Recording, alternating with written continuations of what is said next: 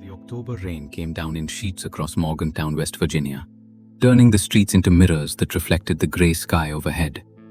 Sarah Mitchell, 47 years old and the guidance counselor at the local high school, sat in her silver Honda Accord in the parking lot of the Monongahela Arts Center, watching the water cascade down her windshield. She carried herself with the careful composure of someone who had learned to hold grief like a stone in her pocket, present always, but manageable if she didn't reach for it too often. It had been 39 years since that August afternoon in 1985, when her younger brother disappeared from their backyard. 39 years of searching, wondering, hoping, and eventually, reluctantly accepting. The empty chair at Thanksgiving, the birthday cards never sent, the nephew or niece she would never know.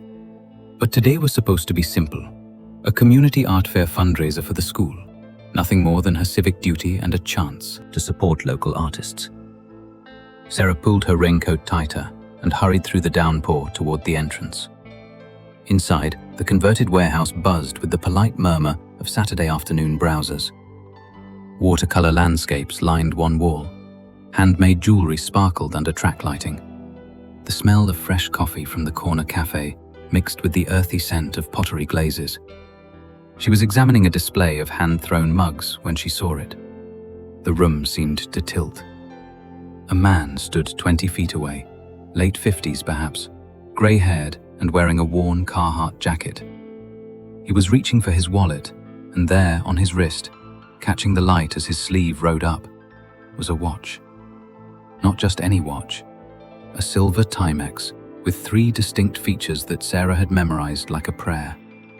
A scratch across the crystal face at 2 o'clock, a custom engraved pattern of tiny stars around the bezel, and, most unmistakably, an inscription on the back that she couldn't see from here, but knew existed. To Tommy, reach for the stars. Love, Dad. 8/10/85, 4 days before her brother vanished. Sarah's breath caught in her throat. Her hand shot out, gripping the edge of the pottery table to steady herself. The vendor asked if she was all right, but Sarah barely heard. She was already moving, weaving through the crowd, her heart hammering against her ribs. "Excuse me," she said, her voice coming out higher than intended. "Sir, excuse me." The man turned, his expression pleasant but confused. Up close, she could see the weathered lines around his eyes, the grey stubble on his jaw. He smiled uncertainly. "Can I help you?" Sarah's eyes locked on the watch. The scratch. The stars. Oh God, the stars. "That watch," she managed. "Where did you get that watch?"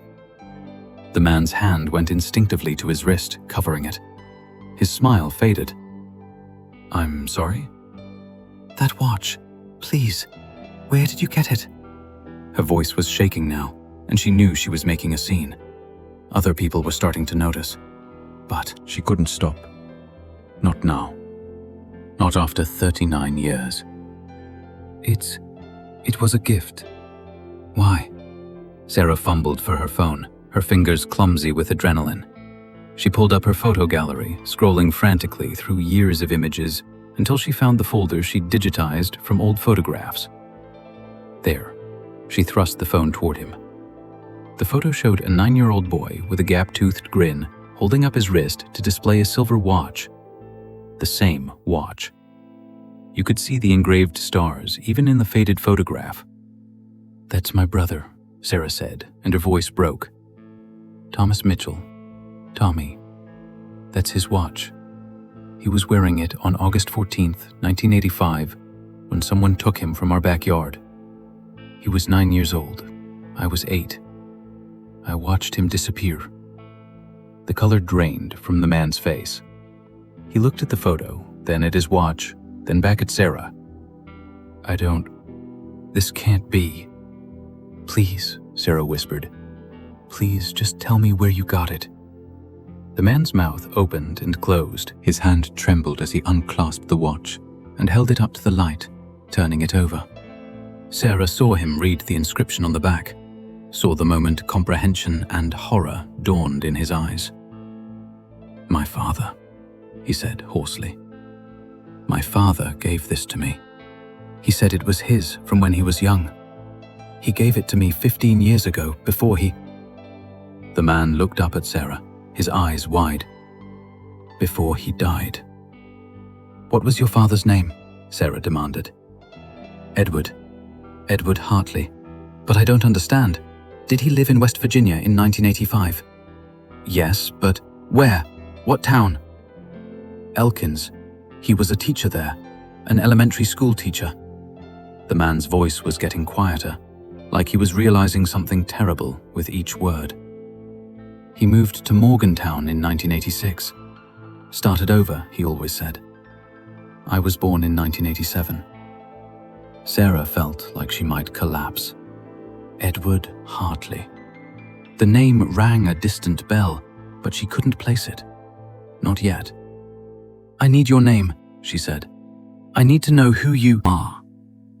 David, he said slowly. David Hartley. Listen, I'm sure this is just a coincidence. Maybe they made more than one. They didn't. Sarah's voice was steel now. That watch was custom made by my father. He had it engraved at a jeweler in Clarksburg. There's only one, and your father had it. David Hartley stood, frozen, the watch dangling from his fingers. Around them, the art fair continued, but they might as well have been alone in the warehouse. Finally, he said, What do you want me to do? I want you to tell me everything you know about your father, Sarah said. I want you to tell me where he was on August 14th, 1985. And I want that watch back. David looked down at the silver Timex, at the stars engraved around its face, and the scratch across the crystal. Slowly, carefully, he held it out to her. I think you'd better take it now, he said quietly. And then I think you'd better call the police. Sarah's fingers closed around the watch. Tommy's watch, still ticking after 39 years, and felt the weight of it settle into her palm like a piece of her brother coming home. David Hartley wrote his phone number on the back of a business card with shaking hands. He owned an HVAC repair company in Morgantown, the card said. Lived on the north side of town. Had a wife and 2 kids. A normal life built on top of something that was starting to crack open beneath him. I'll wait for your call, he said. I'll tell you anything I can. I promise. He looked at the watch one more time, now secured around Sarah's wrist. I'm so sorry. I had no idea. Sarah watched him leave, then stood in the center of the art fair, feeling like the floor might give way. People moved around her, laughing, chatting, examining pottery and paintings. She looked down at the watch. The second hand swept around the face, steady and certain, marking time that had been stolen and might now, finally, be accounted for. She called her husband. Mark, she said when he had answered. I need you to come get me. I found Tommy's watch. The drive home was a blur. Mark Mitchell, 50 years old, a physical therapist with steady hands and a steadier heart, didn't ask questions in the car. He just drove while Sarah sat in the passenger seat, turning the watch over and over in her hands, running her thumb across the engraved stars. Their house was a modest 2-story colonial on a quiet street in South Hills, surrounded by maple trees that were starting to turn gold and red. They'd lived here for 12 years, raised their 2 daughters here, built a life that was good and full, even with the ghost of Tommy's absence always present. Mark made coffee while Sarah went upstairs to the guest room closet. Behind the winter coats and boxes of Christmas decorations was a larger box, sealed with packing tape that had yellowed with age. She'd opened it maybe 5 times in the past 20 years. Each time felt like surgery without anesthesia.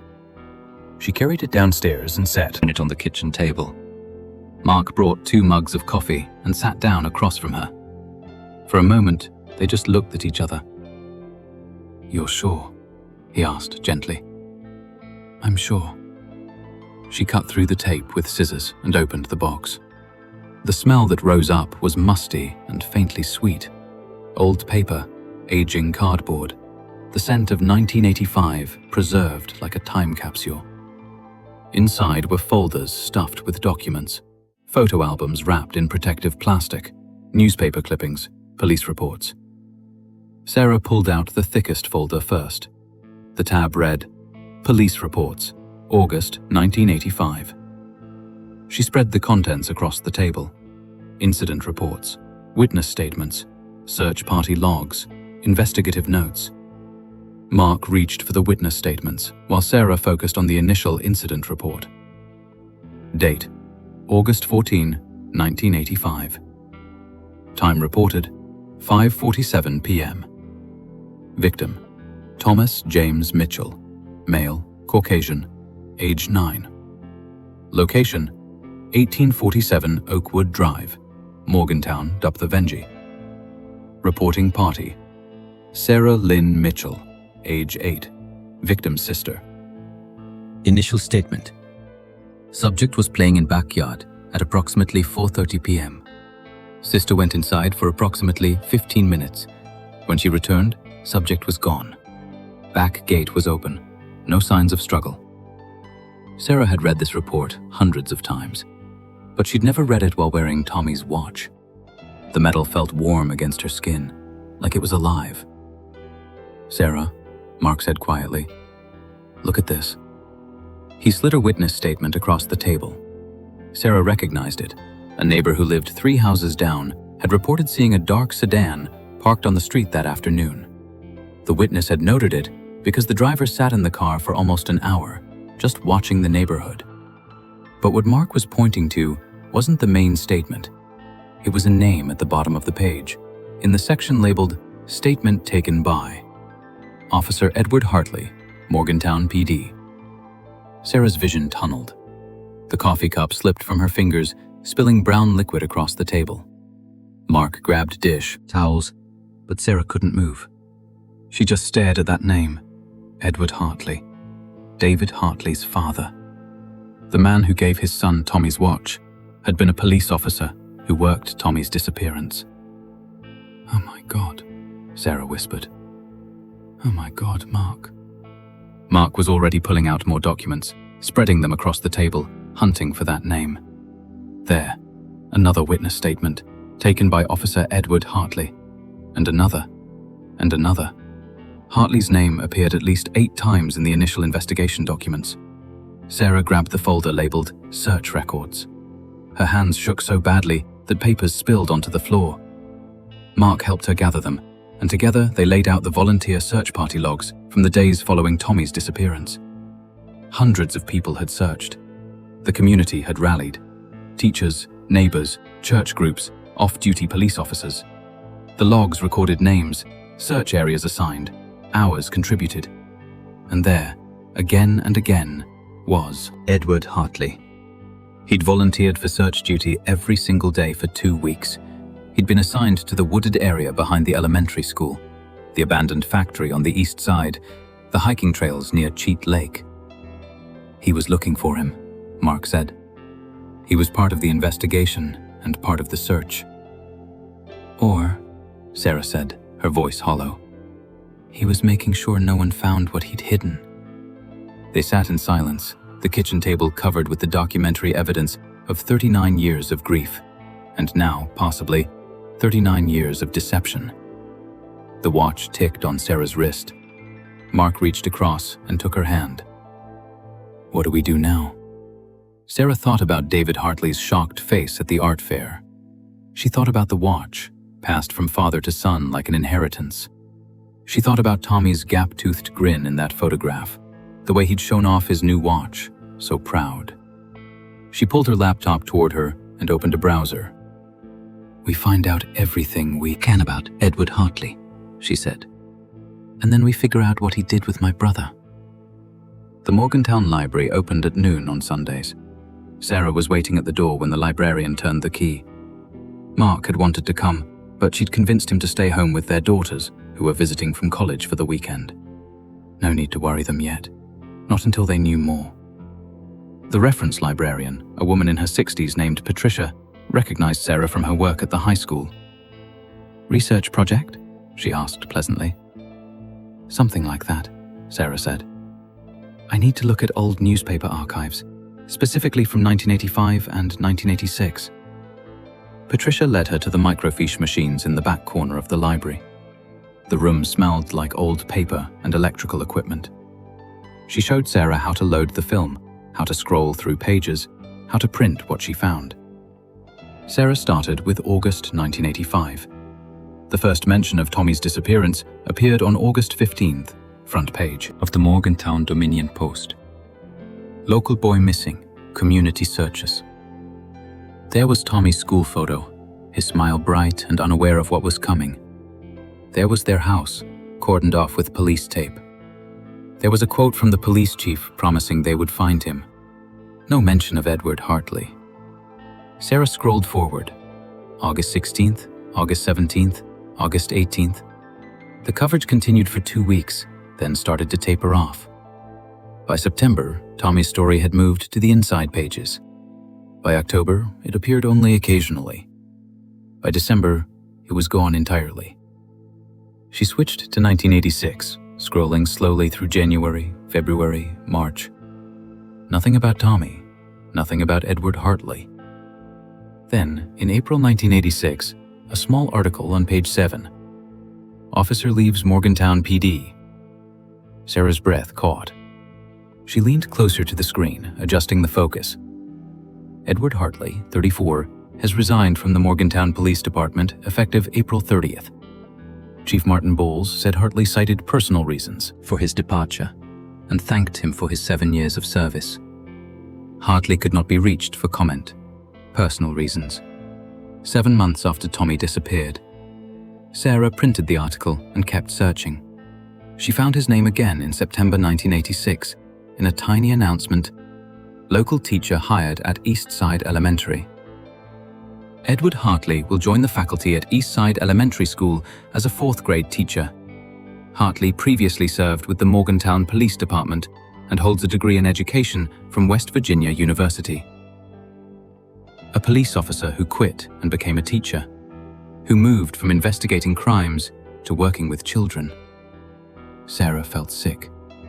She scrolled through 1987, 1988, 1989. Edward Hartley's name appeared occasionally in school-related articles. A science fair he organized, a fundraiser he led, an award for Teacher of the Year in 1991. He seemed to have built a respected career, a trusted position in the community. She found his obituary in March 2009. Edward James Hartley, 57, passed away March 18 after a brief illness. He was born in Wheeling and graduated from West Virginia University. He served with the Morgantown Police Department and later taught 4th grade at Eastside Elementary for 23 years, retiring in 2009. He is survived by his wife, Margaret Hartley, his son, David Hartley, and his sister, Ruth Hartley Collins of Elkins. Services will be held at Morrison Funeral Home. In lieu of flowers, donations may be made to the West Virginia Children's Fund. Sarah read it 3 times. Brief illness. Survived by his wife, son, and sister in Elkins, the same town David had said his father worked before moving to Morgantown. Sarah took out her phone and called David Hartley's number. He answered on the 2nd ring. "Mrs. Mitchell," he said. He sounded like he'd been expecting her call. "Your aunt," Sarah said without preamble. "Ruth Collins in Elkins. Is she still alive?" A pause. "Yes, she's in a nursing home there. Memory care. Why?" "I need to talk to her." "Mrs. Mitchell, she has dementia. She barely remembers me." "I need to try. What facility?" Another pause, longer this time. Sarah could hear him breathing, weighing something. Finally, "Elkins Valley Care Center." "But Mrs. Mitchell, I've been thinking since yesterday. I've been looking through my father's things. I think I found some things you should see." Sarah's grip tightened on the phone. "What things?" "Journals," David said quietly. "My father kept journals, detailed journals. Mrs. Mitchell, I think my father was sick. I think he was sick in a way I never understood." "Where are you right now?" "At my house. My wife took the kids to her mother's. I told her I had work to do, but really, I've been reading and His voice broke. "Please come. I'm at 847 Riverside Drive. I can't do this alone." Sarah looked at her watch, Tommy's watch. The second hand swept around the face, relentless and steady, counting time that couldn't be recovered but might finally be understood. "I'm on my way," she said. Riverside Drive wound along the Monongahela River on Morgantown's north side, where newer development had sprouted up in the past 15 years. David Hartley's house was a modest split-level, with blue siding and a two-car garage. A basketball hoop hung over the driveway. Children's bikes leaned against the porch. It looked like a normal family home. Sarah pulled up at 2:47 p.m. Mark had insisted on coming this time, and she was grateful. She didn't know what they were about to find, but facing it alone felt impossible. David answered the door before they knocked. He looked like he hadn't slept, eyes red-rimmed, hair uncombed, still wearing the same clothes from yesterday. "Thank you for coming," he said. "I wasn't sure you would." "Did you call the police?" Sarah asked. "Not yet. I wanted you to see this first. I needed to know I wasn't crazy, that what I'm thinking could actually be." He stepped back, gesturing them inside. "It's all in the dining room." The house was neat and suburban. Family photos on the walls, kids' artwork on the refrigerator, the smell of coffee and someone's forgotten breakfast. But the dining room table looked like a crime scene.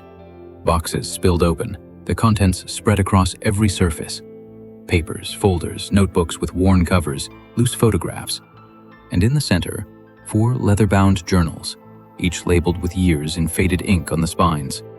1984 to 1986, 1986 to 1990, 1990 to 1995, 1995 to 2000.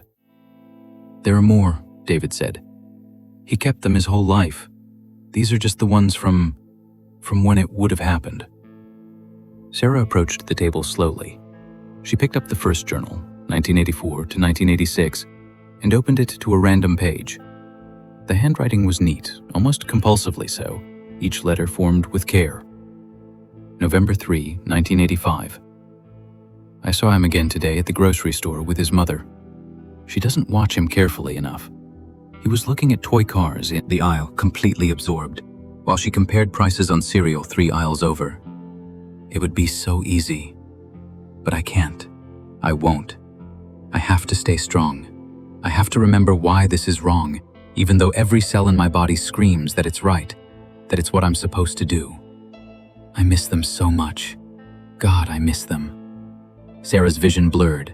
She looked up at David. "Who is he talking about?" "Keep reading," David whispered. "It gets clearer." She flipped backward in the journal to August 1985. Her hands trembled as she found the entry. August 15th, 1985. "I did it. God help me, I did it. I took the boy. His name is Thomas Mitchell, Tommy. He's 9 years old, the same age Jeremy would have been. The same gap between his front teeth, the same way of tilting his head when he's thinking. I've been watching him for months, since I first saw him at the school carnival in May. I told myself I was just looking, just remembering, just honoring what I'd lost. But yesterday, when I saw him in that backyard, wearing that watch his father just gave him, so proud and happy and alive, I couldn't stop myself. The gate was unlocked. His sister went inside. It took less than 2 minutes. He thought I was there on police business. He came with me willingly. I took him to the cabin, my father's old hunting cabin up near Canaan Valley, the one no one's used since Dad died. No one knows about it except Ruth, and she wouldn't tell. She understands loss. She lost her daughter the same year I lost my family. Tommy is scared. He's crying for his mother. I keep telling him it's going to be okay, that I'm going to take care of him, that he doesn't need to be afraid. But he is afraid. Of course he is. I'm a monster. But I'm a monster who can't stop. Jennifer would hate me for this. Jeremy and Katie would be horrified. But they're dead, and I'm alive. And I need this. I need him. I need to have a son again, even if this is how it has to happen. The journal fell from Sarah's hands and hit the table with a thud. She couldn't breathe. The room was spinning. Mark's arm came around her shoulders, steadying her, but she barely felt it. "There's more," David said, his voice thick with tears. It goes on for years. He documented everything. Where he kept Tommy, your brother. How he eventually convinced him of a new identity. How he got fake papers made. How he homeschooled him at first, then enrolled him in a school in Maryland under a different name when he thought enough time had passed. Maryland? Sarah's voice sounded distant to her own ears. He moved around, David said. Morgantown, then Pittsburgh for a few years, then Maryland. He never stayed in one place too long. Not until Tommy was older. Not until he thought the search had stopped. Where is he now? The words came out like broken glass. Where is my brother, right now? David walked to a side table and picked up a thin folder. My father died 15 years ago. But Tommy didn't just disappear again. My father raised him as Michael Edward Hartley, my brother. Half-brother, I guess. My mother married my father in 1986, and I was born in 1987. She never knew. She thought Michael was my father's nephew from a previous relationship who'd come to live with us. That's what he told everyone. Your mother never questioned it? She was young. She trusted him. And Michael, Tommy, he was just there, part of the family. I grew up with him. He was my brother. David's voice cracked. He's still my brother, in the only way I've ever known him. Sarah felt like she was drowning. Where is he? Baltimore. He's a graphic designer. He's 33 years old. David stopped, corrected himself. He's 48 years old. He's married. He has 2 kids of his own. He has a whole life, and he has no idea that any of it is based on a lie. The room went silent, except for the sound of Sarah's ragged breathing. 48 years old. Tommy would be 48. He'd lived an entire life as someone else, had a family, had children, had no memory of her. Mark spoke for the first time. Does he remember anything from before? David shook his head. I don't think so. I called him this morning just to hear his voice, to see if I could tell. We talked about nothing, the weather, his kids' soccer games. He seemed normal, happy even. He doesn't know. Sarah picked up the journal again with shaking hands. She flipped through the pages, seeing year after year of her father's neat handwriting. August 1986, February 1989, July 1991, December 1995.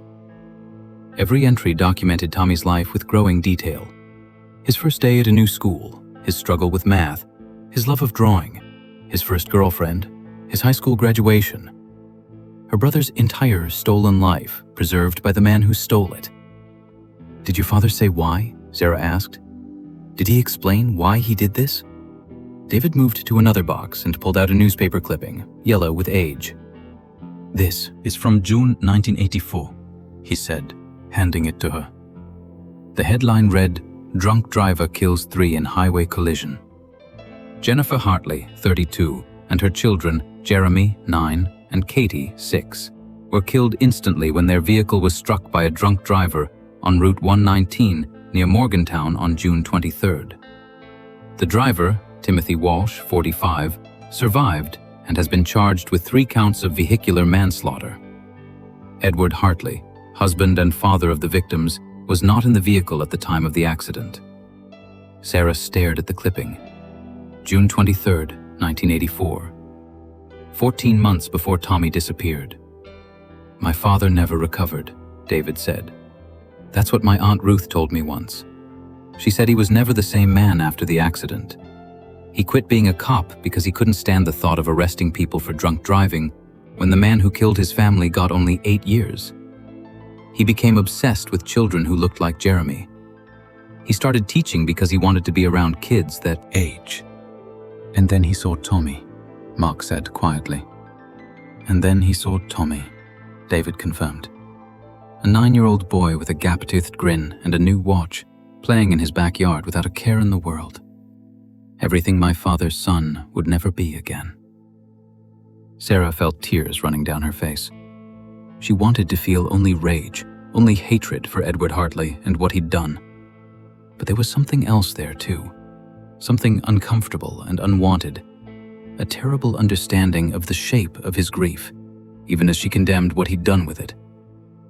"I need to see these journals," she said. "All of them. And then I need to call the police. And then," she looked at David, "then we need to tell Michael who he really is." David's face crumbled. "He's going to hate me. He's going to think I knew." "Did you?" "No, God, no. I was born 2 years after it happened. I grew up thinking he was just my older brother. A little weird, maybe, because he didn't have any childhood photos and he didn't like talking about his past. But I thought that was just because of his biological mother dying, or whatever story my father told. I never questioned it." "Then Michael will understand," Mark said, though his voice wasn't entirely convincing. "This isn't your fault." Sarah gathered the journals and placed them carefully in one of the boxes.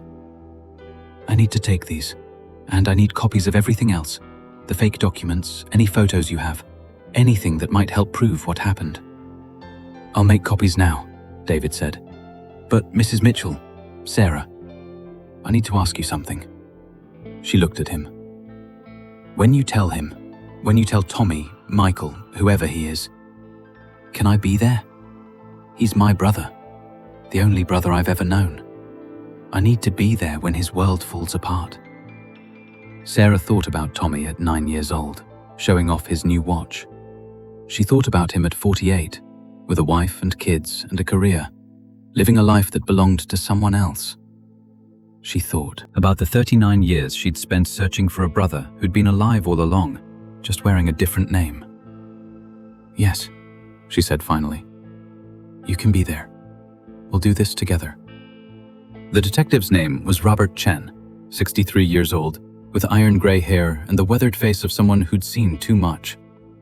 He'd been with the Morgantown Police Department for 40 years and was 3 months from retirement. Sarah and Mark sat across from him in an interview room at the station, the box of journals on the table between them. "I remember this case," Chen said quietly, his hand resting on top of the journals. "I was a rookie patrol officer in 1985. I helped with the search. We combed every inch of this town looking for Tommy Mitchell." "Did you know Edward Hartley?" Sarah asked. "I knew Ed, yes. He was a good cop. Everyone respected him. When he quit after the Tommy Mitchell case, we all understood. The case got to him, people said. He took it personally because of losing his own son. No one blamed him for needing to step away." "He didn't step away," Sarah said. "He took my brother. He kept him for 39 years, and no one ever suspected." Jen opened the first journal and began reading. Sarah watched his expression change: confusion, disbelief, horror, and finally, a kind of terrible resignation.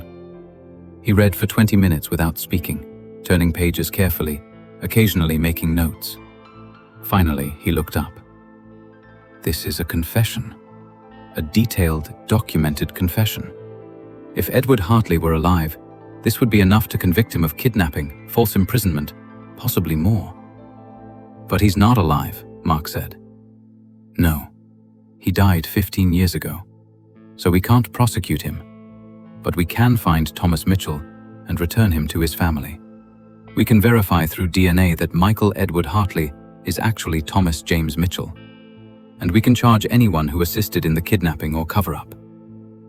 "David Hartley didn't know," Sarah said quickly. "He was born after it happened." "I believe you, but there may be others. Edward's sister, for example. The journals mention her. Ruth Hartley Collins. She knew about the cabin." "She has dementia now," Sarah said. "She's in a nursing home in Elkins." Chen made a note. "We'll still need to talk to her, or at least review any records related to her knowledge of the crime. But first," he looked at Sarah, his expression gentle. "First, we need to contact Michael Hartley and tell him who he is. That should come from family, not from police. I think you should be the one to make that call, Mrs. Mitchell." Sarah's hands were shaking again. She looked down at Tommy's watch on her wrist. "What do I say? How do I tell someone their entire life is a lie? You tell them the truth, Chen said. You tell them gently, but you tell them. And you offer to prove it with DNA testing. Most people in his situation will want proof. They won't just take your word.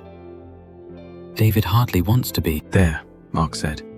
When we tell Michael. Chen nodded. That might be wise. He's the only family Michael has known. His presence might make this easier. He paused. Though nothing about this is going to be easy. The call was scheduled for the following day. Chen wanted to move quickly. Once the investigation was open, news might leak, and it was better for Michael to hear the truth from Sarah than from a reporter. David provided Michael's phone number and address in Baltimore. Sarah spent that night unable to sleep. She lay in bed next to Mark, staring at the ceiling, rehearsing what she would say. Every version sounded insane. Hello, Michael. You don't know me, but I'm your sister. Your real sister. You were kidnapped 39 years ago by a man you thought was your father. No, that was too blunt. Michael, my name is Sarah Mitchell. I need to talk to you about something important regarding your past. Too vague. He'd hang up. I have information about your biological family. I know this might sound strange, but... Mark's hand found hers in the darkness. You'll find the right words, he said. When the moment comes, you'll know what to say. At 8:30 the next morning, Sarah sat at her kitchen table with Mark on one side and David on the other. Detective Chen sat across from them, monitoring the call. Sarah's phone sat in the center of the table on speaker mode. She dialed Michael's number. It rang twice before a man's voice answered. Hello? Sarah closed her eyes. The voice sounded nothing like the 9-year-old boy she remembered, but there was something in the cadence, the warmth of the tone, that made her heart ache. Michael Hartley? She asked. Yes. Who's this? My name is Sarah Mitchell. I'm calling with... Michael, I need to talk to you about something very important. Is this a good time? A pause. I guess. What's this about? Are you selling something? No, I'm not selling anything. Sarah looked at Mark, who nodded encouragingly. I'm calling about your past. About your childhood. Another pause, longer this time. When Michael spoke again, his voice had changed, guarded now, suspicious. My childhood? I don't understand. Who are you? I'm going to tell you something that's going to be very difficult to hear. But I need you to listen, and I need you to know that I can prove everything I'm about to say. Can you do that for me? Lady, I don't know what kind of scam this is. Your name isn't Michael Hartley, Sarah said. The words came out in a rush, unstoppable now. Your name is Thomas James Mitchell. Tommy. You're 48 years old, not 33. You were born in Wheeling, West Virginia on March 6, 1976. And on August 14, 1985, when you were 9 years old, you were taken from our backyard while wearing a silver Timex watch with stars engraved around the bezel. Silence on the other end. Sarah could hear breathing, rapid and shallow. You wore that watch every day, she continued, her voice breaking. Until the man who took you, Edward Hartley, the man you knew as your father, took it from you. Years later, he gave it to David Hartley because you couldn't face your own grief. You had resources, therapy, support groups, medication. You chose instead to inflict your pain on others. She sentenced Morrison to life in prison without possibility of parole on each count, to be served consecutively. Given his medical prognosis, the sentence was largely symbolic. Morrison would die in prison, likely within months. As court officers prepared to wheel Morrison away, he looked once more at Sarah. I'm sorry, he said. For what it's worth, I'm sorry. Sarah said nothing. There was nothing to say. Robert Morrison died 6 weeks later in the prison medical facility. His sister Patricia, serving her own sentence, was not allowed to attend any memorial service. There wasn't one anyway. Morrison was cremated, and his ashes were disposed of according to state procedure for inmates, without family claims. Sarah received a call from Detective Warren the day after Morrison's death. Thought you'd want to know he's gone, Warren said. Pancreatic cancer. Went quickly at the end. Good, Sarah said, then felt guilty for the word. But Warren understood. I've been thinking about this case for 39 years, he said. I always imagined I'd feel satisfaction when we finally solved it. But all I feel is tired. I know, Sarah said. Me too. 2 months after Morrison's death, in June 2025, exactly 40 years after Jennifer's disappearance, the families held a memorial service at Pleasant Valley Church. The building had been renovated over the decades, but the old oak tree where children had once played still stood in the courtyard. Sarah arrived early with Michael and Diane. They'd planned the service together, representatives from all 3 families, creating something meaningful without being maudlin. There would be music, readings, the release of white balloons carrying the children's names. But first, there was something Sarah needed to do alone. She walked to the old oak tree and knelt beneath its branches. From her pocket, she withdrew her silver locket. She'd worn it for 40 years, but now it was time. I kept my promise, she said quietly to the photograph inside. I never forgot you. I never stopped being your friend. She closed the locket and pressed it against the tree's rough bark. But I can't carry you anymore, Jenny. I need to let you rest. She'd arranged for a small bronze plaque to be mounted on the tree. It read, "In memory of Jennifer Marie Hartley, Marcus James Pemberton, and Rachel Ann Kimball. Forever children, forever loved." Sarah hung her locket on a small hook beside the plaque. Diane joined her, hanging Jennifer's locket, recovered from evidence after the trial, beside Sarah's. The 2 lockets hung together, catching the afternoon sunlight, just as they'd hung from the girls' necks 40 years before. Other families added their own mementos.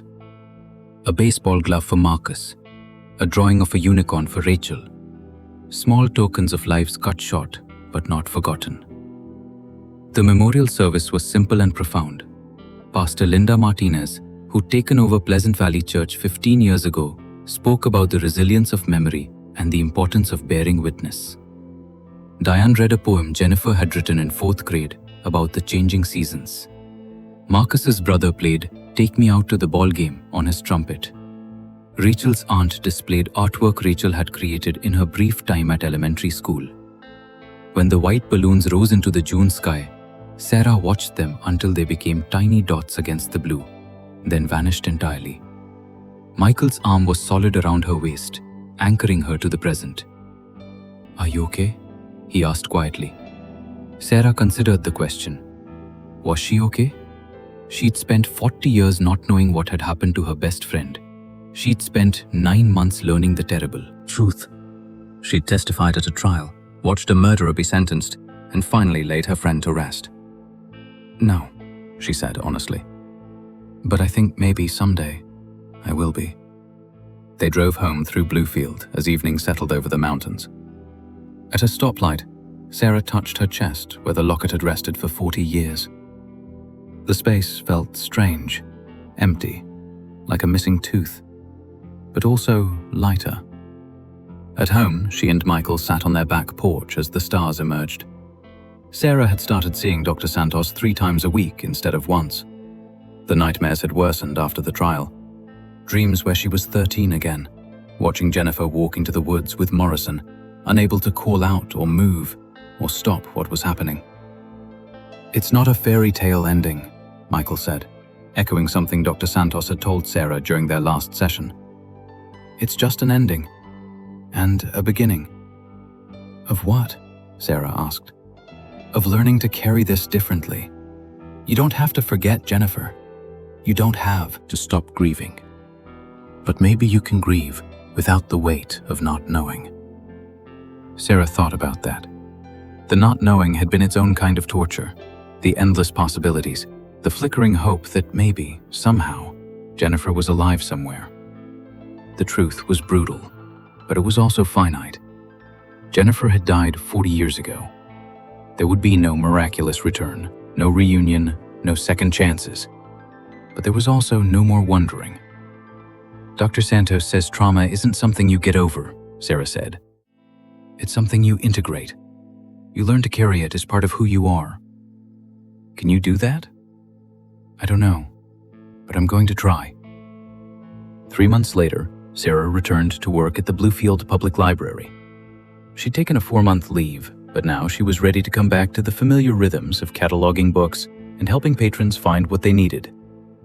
On her first day back, she found a card on her desk from the library staff expressing sympathy and support. Amanda had filled a vase with late summer wildflowers. The gesture made Sarah's throat tight with gratitude.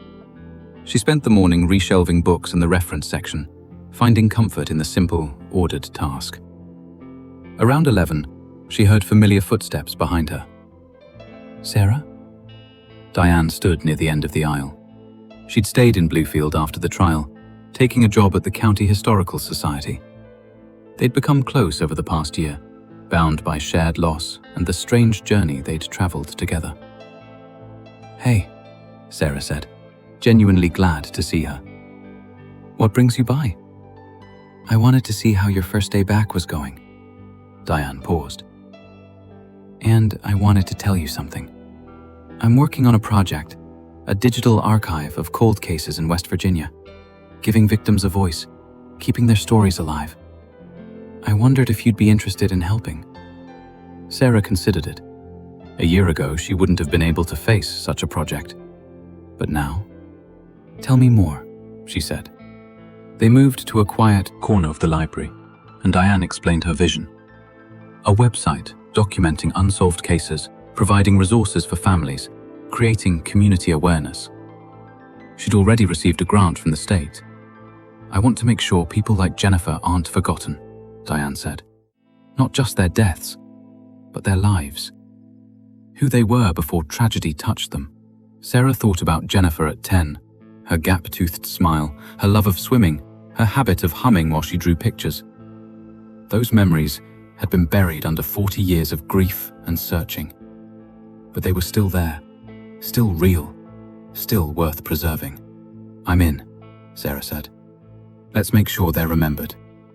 Over the next year, Sarah and Diane built the Cold Case Archive of West Virginia. They documented hundreds of cases, interviewed families, created detailed profiles that honored the victims as whole people, not just statistics. The site became a resource for law enforcement, journalists, and families still searching for answers. And sometimes, it helped solve cases. Tips would come in from people who recognized details, remembered something they'd seen decades ago, connected dots that police hadn't been able to connect. Not every case got resolution, but some did, and that was enough to keep going. On June 15, 2026, 41 years after the church picnic photograph was taken, Sarah and Diane stood together at the Oak Tree Memorial in Pleasant Valley Church. They'd made this an annual tradition, coming together on this date to remember not just Jennifer, but all the victims of Robert Morrison's crimes and all the others whose cases remained unsolved. New mementos had been added to the memorial over the year. Families of other victims had heard about it and asked if they could include their loved ones. The church had agreed, and now the oak tree hosted dozens of plaques, photos, and small treasures commemorating lives cut short. It's not a fairy tale ending, Sarah said quietly, looking at the collection of memories. It's not even really an ending, it's just a different way of carrying them forward. A complicated, messy, difficult way, Diane added, completing the thought that had become their shared understanding. But it's ours, Sarah said, and that's enough. They stood together in the dappled shade of the old oak, two women who'd learned that justice and healing weren't the same thing, that closure was a myth, and that love didn't require perfection, just patience, honesty, and the courage to keep going. The truth had finally come to light after 40 years of darkness. Robert Morrison was dead. Patricia Morrison Hale was serving her sentence. The remains of 3 children had been laid to rest with dignity. And Sarah Blackwell, who'd worn a silver locket for 40 years as a promise to her best friend, had learned that some promises could be kept even after death. She touched the space on her chest where the locket had once rested. It still felt empty sometimes, but it also felt lighter, as if she'd set down a burden she'd carried for too long. "Ready?" Michael asked, appearing beside her with the white balloons they'd brought for this year's release. Sarah took one balloon, and Diane took another. Together, they released them into the June sky, watching as they rose toward the clouds. The balloons carried no names this year, just the knowledge that somewhere Jennifer and Marcus and Rachel were finally at peace. And here, beneath an old oak tree in West Virginia, the living continued their work of remembering, documenting, and slowly, so slowly, healing. It wasn't the ending Sarah had dreamed of during 40 years of searching, but as she walked away from the memorial with Michael's hand warm in hers and Diane's steady presence beside her, she understood something fundamental that Dr. Santos had been trying to teach her all along. Love doesn't require perfection. It requires patience, honesty, and the courage to rebuild what was broken. The truth had come to light. Justice, imperfect and incomplete, had been served, and a community torn apart by secrets had begun the long journey toward healing.